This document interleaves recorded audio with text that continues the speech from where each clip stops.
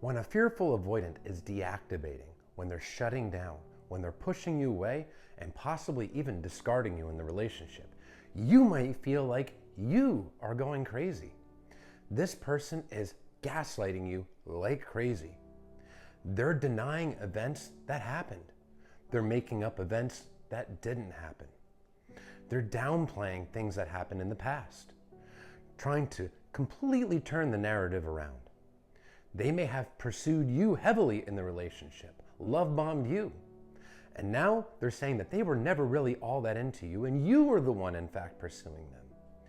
Altering many events to cover up behaviors such as distancing, stonewalling, cheating, lying, etc.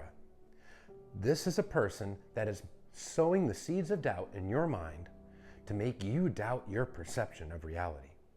This is a trait that they share in common with narcissists. The intent, however, is different with the fearful avoidant.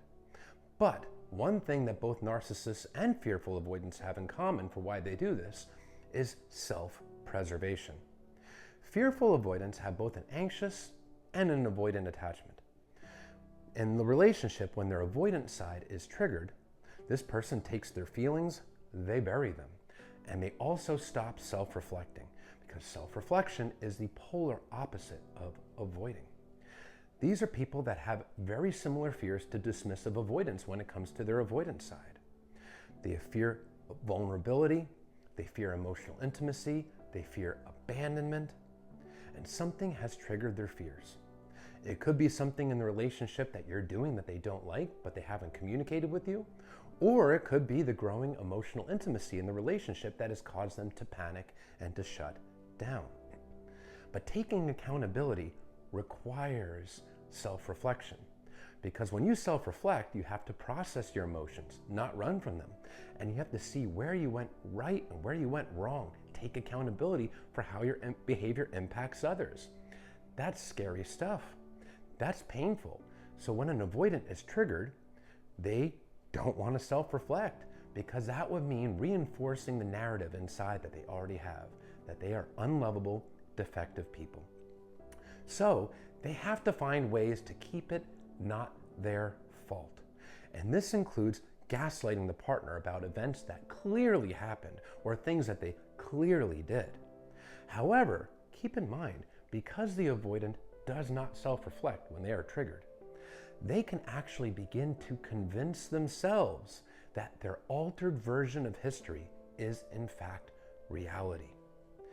The lines between truth and fiction get blurred, even in the mind of the avoidant, as they reinforce a false narrative.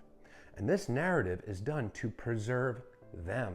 So they are not the bad guys. They are not confirming that they're bad people to themselves, and they are not confirming to themselves that they are in fact defective. Now, this is called confabulation. This is when, in their own mind, the past gets rewritten. It gets rewritten in ways that sometimes they know what the truth is, and sometimes they don't. It is a matter of self-preservation.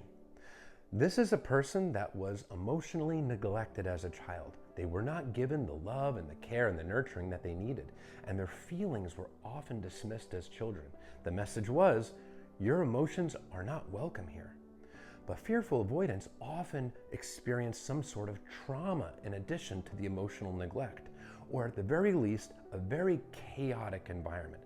That's how they got their anxious attachment as well as their avoidant attachment.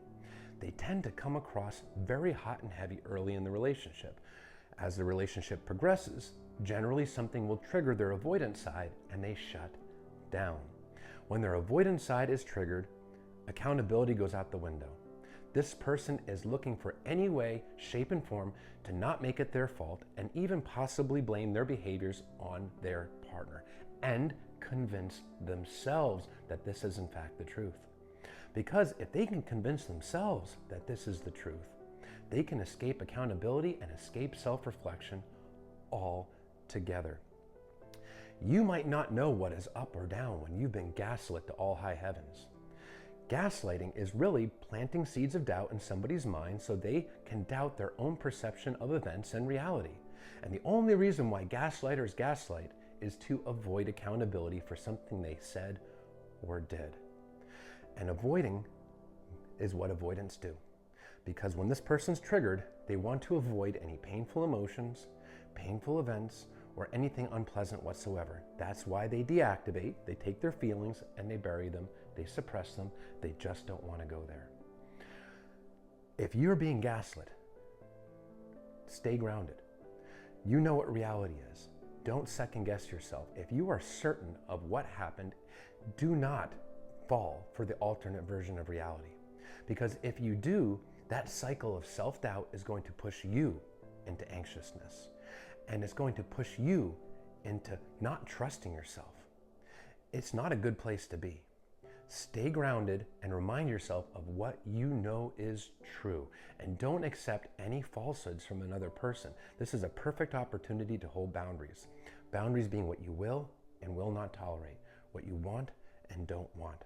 Because if you allow yourself to get gaslit, you are sending yourself the message that it's okay to treat you this way, that it's okay to manipulate you, and that it's okay to lie to you.